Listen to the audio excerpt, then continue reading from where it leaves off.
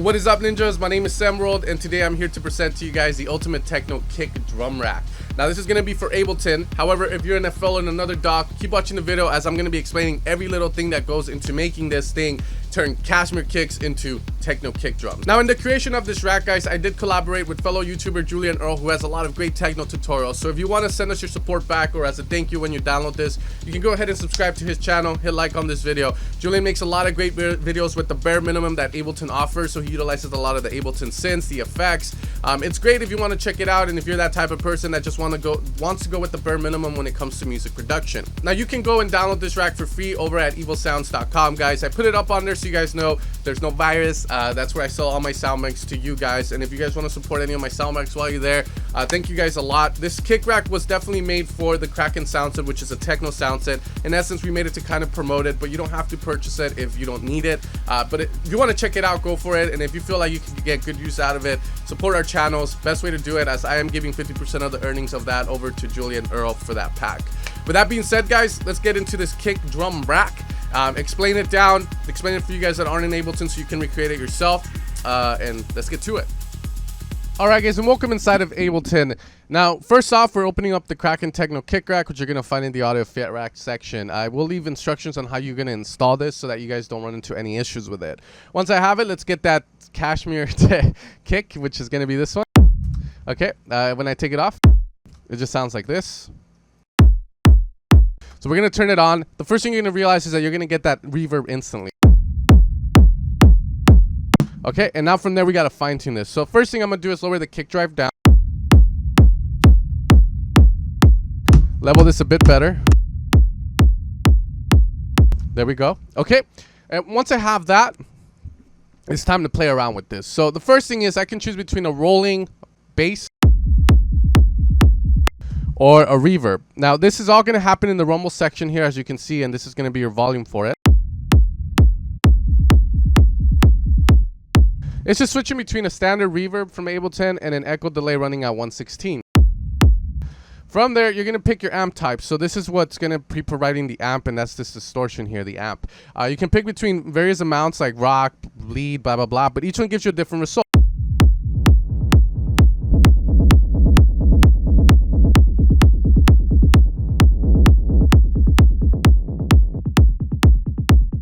That one's a bit more cleaner, and you can choose between all those. Keep in mind, I have the frequency knob, which is being routed to our auto filter low pass here in order to control that, because we don't want all the highs out.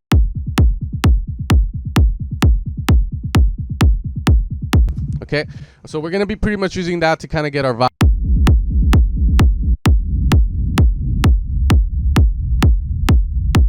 From here, we have a sidechain feature, so if we go all the way to the right, you're going to see this auto pan we're using. Essentially, what we did is we lowered the rate to 1/4. We have the phase be essentially at 0.00, so it's just a volume automation. You're not getting the auto pan. And then we have the shape of a saw, but we wanted more gradual into like more of a sine wave. From here, you're going to be able to level this however you want. The rumble, if you feel it's too loud, if you feel like it needs to be louder, you're going to be able to do that here.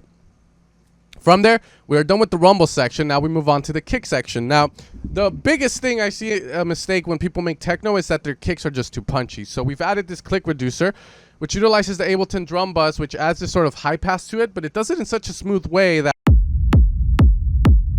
it just makes that kick just sounds so much better. In techno, you know, you don't really want those very punchy, clicky kicks like Kashmir uses, so that's where that comes into play. From that, we have our kick drive, which is pretty much a saturator with a medium curve. The more we push it, the more squared off it sounds like, but a lot of techno kicks, depending on who you listen to, like you make, utilize a lot of these heavy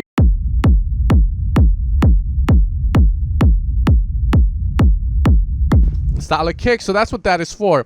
From there, at the bottom left of this, we're going to have our punch EQ and our kick punch. So essentially what this is just a boost with an EQ in a specific portion of a kick where it's going to give you that nice umph. So if you ever feel like your kick is lacking a bit of thump, then you want to boost around the areas of 80 up to maybe around 200 hertz.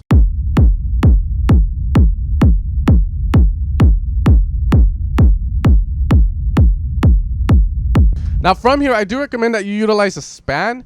And the reason for that is just so that you can see how the response comes. And right now we're getting a really good response from this kick. As you can see, we don't have overly over the top mid lows. So once I have that, let's add a little bit of our hats and stuff.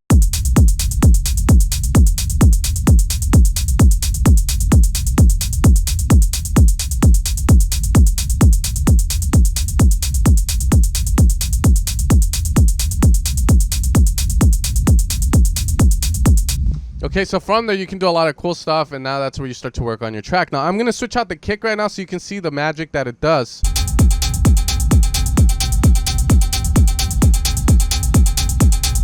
So pretty much we're coming from this into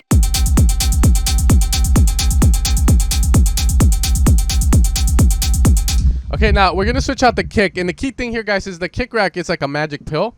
Results may vary, so sometimes it will work, sometimes it won't, and the reason is just that you might have to shorten the length of the kick. That's about it.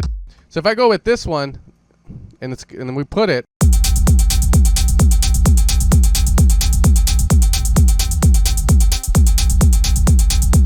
that is just crazy what it does to that little whimsy ass kick. Cashmere, nothing wrong with it, you know, but it's not for our genre. But I wanted to make a rack with Julien Earle again that would give us that result that we needed. And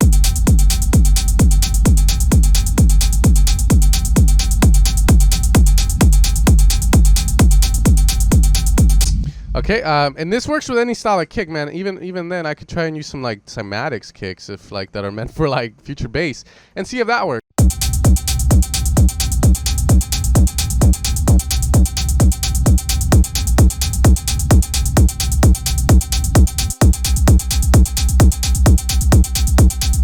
Usually, the key of the kick is gonna matter a lot in this, because that body of the kick, the low end of the kick, is what's going to produce the key for our rumble. So a lot of times it's going to be very important that you have a kick in key for this rack.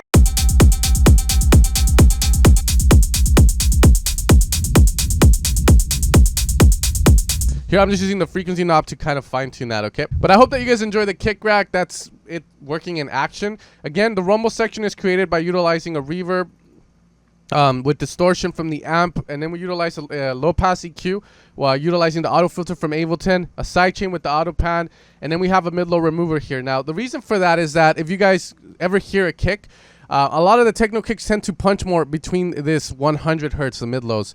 That's why in essence we have that motherfucking this guy. That's why we have in the punch section of the kick, we have a boost around that section. As we reduce on the rumble there, we can add on the kick there, and that's what creates that nice little mesh for the kick and the bass. But I hope you guys enjoy the kick rack. I hope it brings choice of production to you guys, making it a lot easier. The magic pill, results may vary. You guys take care. Make sure to support Julien Earle, guys, and I'll catch you guys next time. If I don't see you guys tomorrow, you guys have a happy 4th of July if you live in the Americas, and peace out.